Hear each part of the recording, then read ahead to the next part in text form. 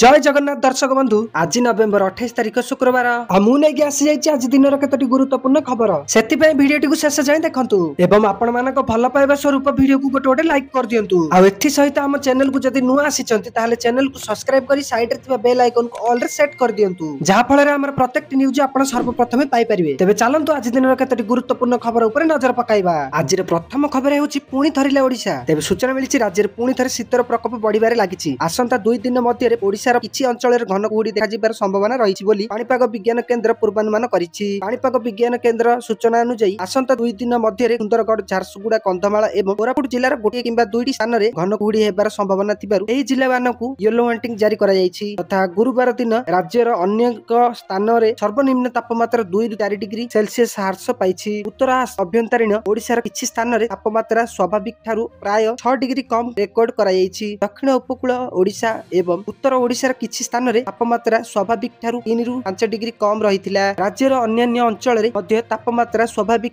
ठारू 2 ରୁ 3 डिग्री कम थिबा लक्ष्य करा जायछि। परवर्ती खबर गतकाली गुरुवार रे कमिला सुना दर तेबे सूचना मिलिछि नेशनल वेबसाइट गुड रिटर्न्स अनुसार आज भुवनेश्वर 24 कैरेट सुनार दर 10 ग्राम पिछा 1,27,750 टंका रही जहाँ गतकाली 1,27,910 टंका थिला। आज एथिरे 160 टंका ह्रास घटिबा देखिबाकू मिलिछि। सेहीपरि 22 कैरेट सुना दर 10 ग्राम पिछा 1,17,100 टंका रही गतकाली एहार दर 1,17,250 टंका थिला। एथिरे 150 टंका कमी जाइथिला। ड्रीम सिटी मुंबई रे 24 कैरेट सुना दर 10 ग्राम पिछा 1,27,750 टंका रहिथिबा बेले 22 कैरेट सुना दर 1,17,100 टंका रही एठारे मध्य समान मूल्य कमिबा देखिबाकू मिलिछि। नुआ दिल्ली रे जातीय राजधानी नुआ दिल्ली रे आज 24 कैरेट सुना दर 1,27,900 टंका रही एठारे 22 कैरेट सुना दर 10 ग्राम पिछा 1,17,250 टंका रही। परवर्ती खबर 91 जन अधिकारी दरमा बंद करने मुख्यमंत्री अभियोग प्रकोष्ठ चिठी करछन्ती। तेबे सूचना मिली मुख्यमंत्री अभियोग प्रकोष्ठ को जाइथिबा अभियोग गुड़िकर निर्दिष्ट समय सीमा भितर समाधान न करिबारु कटकर 91 जन अधिकारी दरमा बंद पाई मुख्यमंत्री अभियोग प्रकोष्ठ चिठी करछन्ती। सेही आधार रे कटक जिलापाल निम्नलिखित अधिकारी मानकर दरमा बंद पाई ट्रेजरी को चिठी लिखिछन्ती तथा अधिकारी मानक भितर अछन्ती CMC commissioner Cuttack DCP Cuttack ग्रामांचल एसपी कटक उपजिलापाल आठगड़ उपजिलापाल कटक आरटीओ कटक सीटीएम और कटक डीईओ अबकारी विभाग सुप्रीमटेंडेंट ट्रैफिक आईआईसी एवं अन्य अधिकारी मानकर नाम मध्य अछि। एक्शन मोड रे कटक जिलापाल 91 सरकार अधिकारी दरमा बंद निर्देश जनशुणाणी को कार्यकारी न करिबारु कार्यानुष्ठान ग्रहण करिसेंती जिलापाल तथा कटक जिलार 91 सरकारी अधिकारी मानकर दरमा बंद निर्देश कराଯାଇଛି। परवर्ती खबर पाकिस्तान को कड़ा जवाब देला भारत। तेबे सूचना मिली अयोध्या राम मंदिर उपर पवित्र धर्म ध्वजा उत्तोलन संपर्क में पाकिस्तान मंतव्य पुणी थे भारत एवं पाकिस्तान मध्य कूटनैतिक उत्तेजना को वृद्धि करिछि तथा भारत केवल पाकिस्तान आपत्ति को परित्याख्यान करना बरं यह द्वंद्वात्मक मानर उदाहरण भाव में समालोचना मध्य करिछि तथा वैदेशिक मंत्रालय मुखपात्र रणधीर जयसवाल स्पष्ट भाव में कहते जे पाकिस्तान समालोचना तथ्य भित्तिक नुहे किंबा नैतिक भित्तिक नुहे। से कहते जे धर्मांतरता स्वच्छचारिता एवं संख्यालघुन उपरे अत्याचार रे बुड़ी रही एक देश भारत भली एक गणतांत्रिक राष्ट्र को धार्मिक स्वाधीनता उपरे भाषण देवार स्थिति रे नहीं।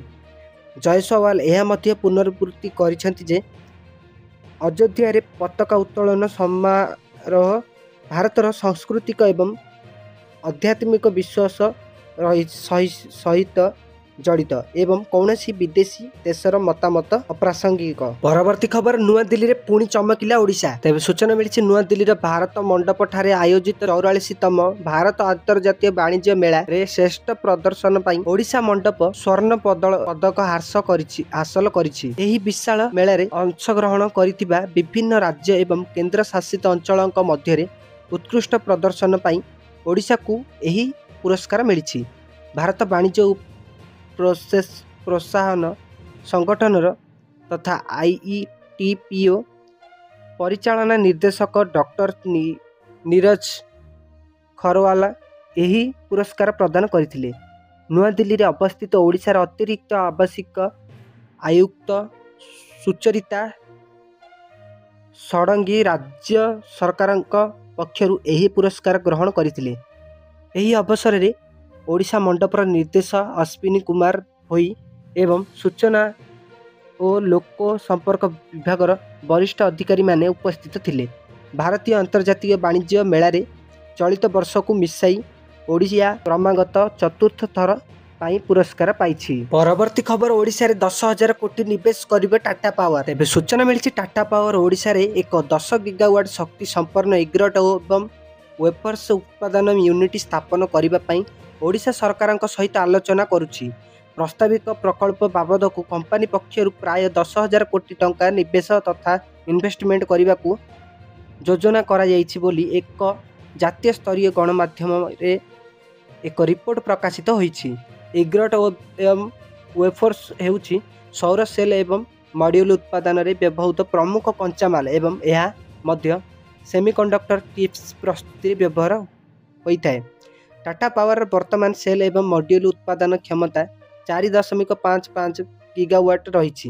ଘରୋଇ ବ୍ୟବହାର ଏବଂ ରପ୍ତାନି ବଜାର ଉଭୟ ପାଇଁ ଏହାର ସୌର ସେଲ୍ ଏବଂ ପ୍ୟାନେଲ ଉତ୍ପାଦନରେ ଇଗ୍ରଟ ଓ ୱେଫର୍ସକୁ ଏକୀକୃତ କରିବାକୁ ଲକ୍ଷ୍ୟ ରହିଛି।